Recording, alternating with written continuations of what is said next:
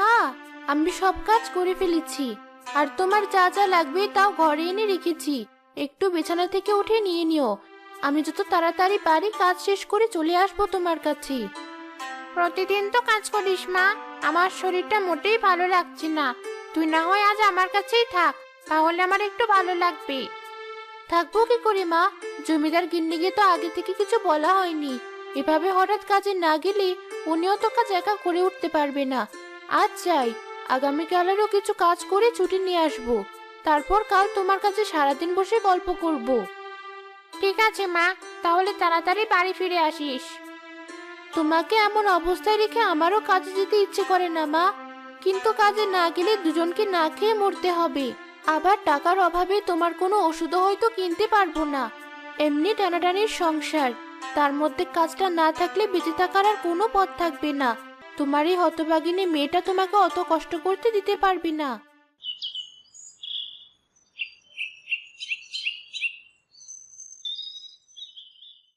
কিরে লতা, আজ তো দেরি করে এলি। জানিস তো বাড়িতে কত কাজ, আর তুই ছাড়া আমি একা একা কাজ সামলাতে পারি না। তাও এমন দেরি কেন করলি বলতো? আসলে গিন্নিমা, আমার মা বেশ অসুস্থ, তাই সকালে বাড়ির কাজগুলো করে তারপর তার সব গুছিয়ে দিয়ে আসতে একটু দেরি হয়ে গেছে। আমি ছাড়া তো মায়ের কেউ নেই যে করে দেবে। সারাদিনে তো কেউ মায়ের পাশে থাকবে না। কাল থেকে সকাল সকাল ওসব কাজ করে এখানে তাড়াতাড়ি চলে আসবো। আচ্ছা, তাই করিস। নে, এখন কটা খেয়ে তারপর কাজ কর দেখি। তোর চোখ মুখ দেখে বোঝা যাচ্ছে কিছু খাসনি। আমার মায়ের পর আপনি একমাত্র মানুষ যে আমাকে এতটা বোঝেন। এছাড়া পৃথিবীতে আমার মতো হতভাগিনীকে বোঝার আর কেউ নেই। অল্প বয়সে স্বামীকে হারিয়ে মায়ের ঘাড়ে বোঝা হয়ে পড়ে থেকে মানুষের শুধু কটু কথা আর অবহেলাই পেয়েছি। মা শুধু মুখ ফেরাতে পারেনি। এই দেখুন কি সব আবোল তাবোল বলছি আমি। ওসব নিয়ে মন খারাপ করিস না। আল্লাহ ঠিক একদিন তোর উপর মুখ তুলে চাইবেন। এখন তুই খেয়ে কাজে হাত লাগা দেখি। সকাল হয়েছে সেই কখন, এখনো এক কাপ চা পেলাম না। সব কি করে বুঝি না আমি। কোথায় সব? আবার চা কি দেবে, নাকি আমি বাইরে কাজে চলে যাব? একটু অপেক্ষা করো, লতা চা নিয়ে আসছি। এত বেলা হয়েছে আর ও এখন চা নিয়ে আসবে? এত বেলা কি করলো তাহলে? তুমি কিছু বলনি? বেচারির মা অসুস্থ, তাই আসতে একটু দেরি হয়েছে। আসার পর আমি আবার কটা খেতে দিয়েছি, তাই একটু দেরি হলো। একটা দিন তো, একটু মানিয়ে নাও। তোমার এসব দেখলে আবার ভীষণ রাগ হয়ে যায়। এসব ছোট লোকদের সাথে এভাবে মেশার কোনো কারণ আমি দেখি না। যাই হোক, আজ আর চা খাওয়ার মন মানসিকতা নেই। আমি যাচ্ছি কাজে। তুমি তোমার ওসব চাকর বাকরদের খাওয়ানো নিয়ে ব্যস্ত থাকো। মানুষের কাছে আর কত ছোট হতে হবে আমাকে, আর কত অপমানিত হব? আমি কি এমন অপরাধ করেছিলাম যে এত কষ্ট পেতে হচ্ছে? আমার যে আর এত অপমান সহ্য হয় না। এই মানুষটা এত এত মানুষের মাঝে থেকেও কেন যে মানুষে উঠতে পারে না, আমি বুঝি না। কিরে, তুই এখানে দাঁড়িয়ে এভাবে কাঁদছিস কেন? ও, বুঝতে পেরেছি, তোদের জমিদারের কথা শুনে মনে কষ্ট পেয়েছিস। তুই তো জানিস উনি একটু অমন মানুষ। মানুষের সাথে উনি নরম করে কথা বলতে পারে না। তাই এটা নিয়ে আর মন খারাপ করিস না। আয় আমার সাথে রান্নাঘরে। দুপুরের খাবারটা আবার সময় মতো না পেলে আজ আর রক্ষা থাকবে না। মা, এ কি লতা, তুই কি এই বাড়িতে শুধু মায়ের পেছন পেছন বসে থাকার জন্যই আসিস নাকি? খালি মায়ের পেছনে বসে থাকবি, কাজ করিস আর না করিস, দিন শেষে খাবার আর মাস শেষে টাকা নিয়ে যাস। কাজের দিকে কি তোর কোনো খেয়াল নেই? এসব কি কথা তিথি? লতা কেন আমার পেছনে বসে থাকবে? ও যে এখানে বসে কাজ করছে তুই কি তা চোখে দেখতে পাচ্ছিস না? এই তো সামান্য করে তরকারি কাটছি, বাকি রান্না তো তুমি করছো মা। তাহলে তুমি কি ওইটুকু কাজ করে নিতে পারবে না? এই, তুই এখন এখানে বসে আছিস? আমার ঘর অগোছালো হয়ে আছে, গিয়ে গুছিয়ে দিয়ে আয়। যা বলছি এখনই। তোর একই ব্যবহার তিথি। আমি যত তোর ব্যবহার দেখছি তত অবাক হয়ে যাচ্ছি দিন দিন। এতদিন তোর বাবার এমন ব্যবহারে আমি বিরক্ত ছিলাম, আর এখন তোর কাজ করাতে হবে এসে ভালোভাবে বলতি, ও করে দিত। এমন ব্যবহার করার কোনো দরকার ছিল? বলার সাথে সাথে দেখো তোর কাজ করতে চলে গেছে। ও যে কেমন কাজ করে তা আমি জানি। এসব মানুষের সাথে তুমি এভাবে মেশো বলি বাবা তোমাকে ছোট লোক বলে। নিজের রুচি বদলাও মা। অমন রুচির কোনো দরকার নেই আমার, তুই এখন যেতে পারিস।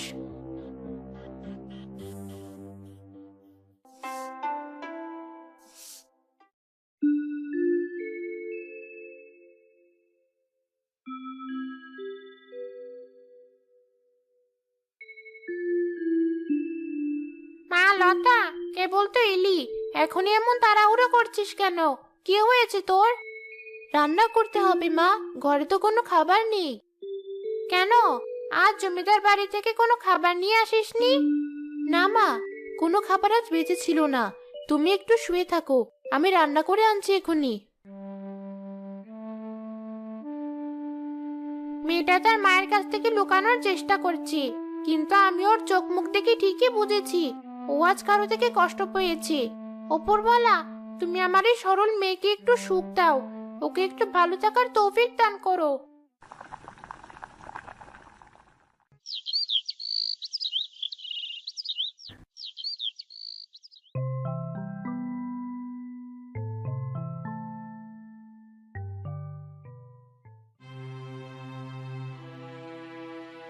গতকাল এত করে বলার পরও কি তো লজ্জা হয়নি?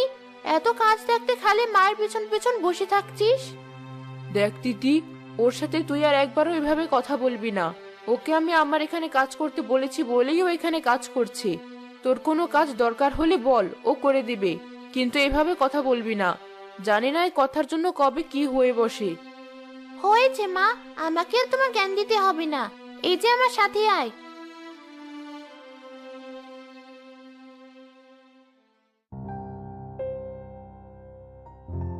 এই দেখ, গত রাতের ঝড়ে আমার বাগানটা কেমন হয়ে গেছে। গাছগুলো ঠিক করে পরিষ্কার করে দে।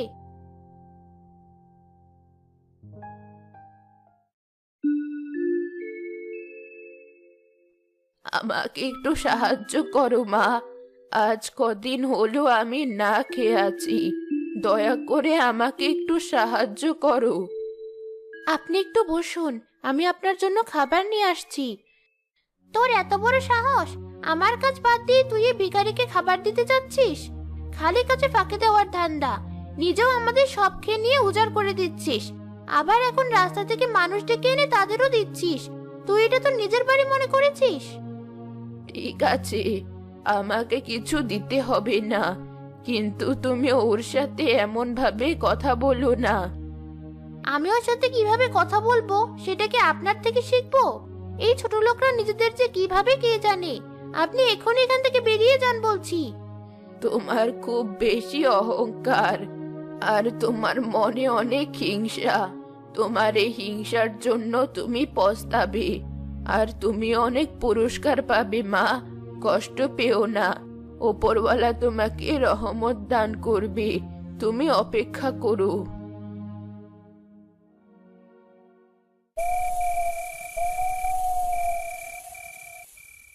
সেই রাত থেকে হঠাৎ করে তিথির গায়ে বড় বড় ফোসকা উঠতে থাকে। মা, বাবা, আমাকে বাঁচাও, আমার শরীর জ্বলে যাচ্ছে। মা, আমাকে বাঁচাও।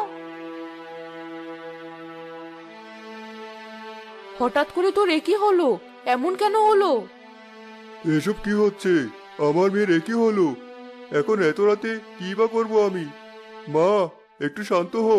সকাল হলে কবিরাজ মশাইকে ডেকে নিয়ে আসবো, দেখবি সব ঠিক হয়ে যাবে। আমি যে আর সহ্য করতে পারছি না, মনে হচ্ছে আমি এখনই মরে যাব। আমাকে তোমরা বাঁচাও, আমার খুব কষ্ট হচ্ছে। ছটফট করতে করতে কোনো রকমে তার রাতটা কাটে।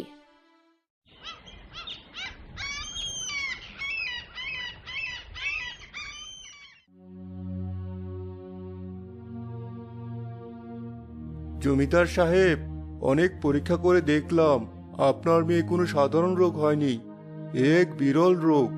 এর কোনো ওষুধও নেই। এসব কি বলছেন কবিরাজ মশাই? কি এমন রোগ যার কোনো ওষুধ নেই?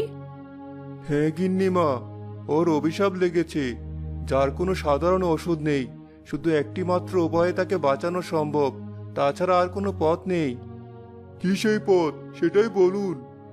সেটা কোনো সহজ কিছু নয়। লাল পাহাড়ের নিচে পাশাপাশি 3টি জাদুর পুকুর রয়েছে।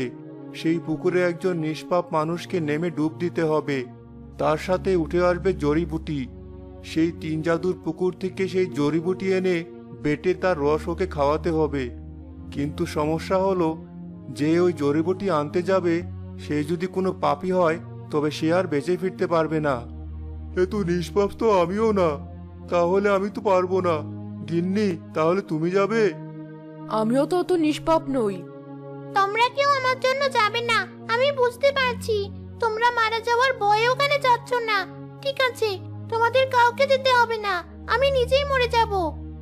আমি যাব, আমি মরে গেলেও কিছু হবে না। আমার এই জীবন থাকা না থাকা সমান কথা। তাই ওই জড়িবুটি আনতে আমি যাব। লাল পাহাড়ের নিচে থাকা সে জাদুর 3 পুকুরে যায় লতা। এটা মনে হচ্ছে তামার জাদুর পুকুর। আগে আমি এটাতেই ডুব দেব। আল্লাহ, আমি যদি বেঁচে না থাকি তুমি আমার মাকে দেখো। এছাড়া আমার আর কিছু চাওয়ার নেই।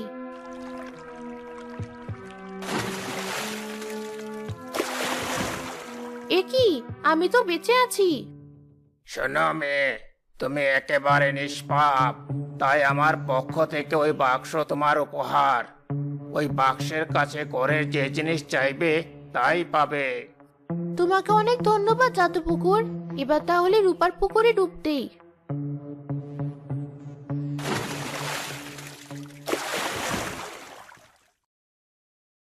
শোনো মেয়ে, ওই বক্সের কাছে তুমি যা খাবার চাইবে তাই পাবে। তোমাকেও অসংখ্য ধন্যবাদ।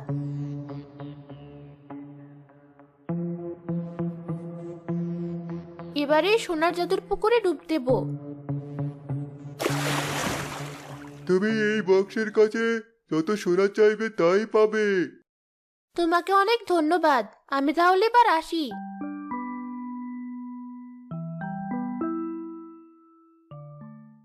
কবিরাজ মশাই, আমি চলে এসেছি। এই নিন জড়িবুটি, আর এগুলো আমি উপহার পেয়েছি।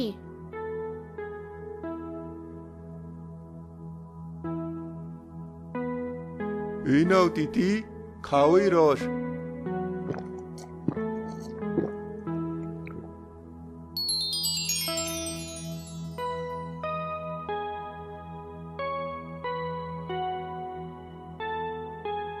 তুমি সত্যিই মহান, তোমার জন্য আজ তিতি বেঁচে গেল। তোর প্রতি আমি কৃতজ্ঞ লতা। আমরা চিরঋণী হয়ে থাকলাম তোর কাছে। আমি আমার ভুল বুঝতে পেরেছি লতা, তুই আমাকে ক্ষমা করে দিস। আমি আর কখনো এমন করব না, আর অহংকার করব না আমি। এসব কথা বলবেন না, আপনি বুঝতে পেরেছেন এতেই অনেক।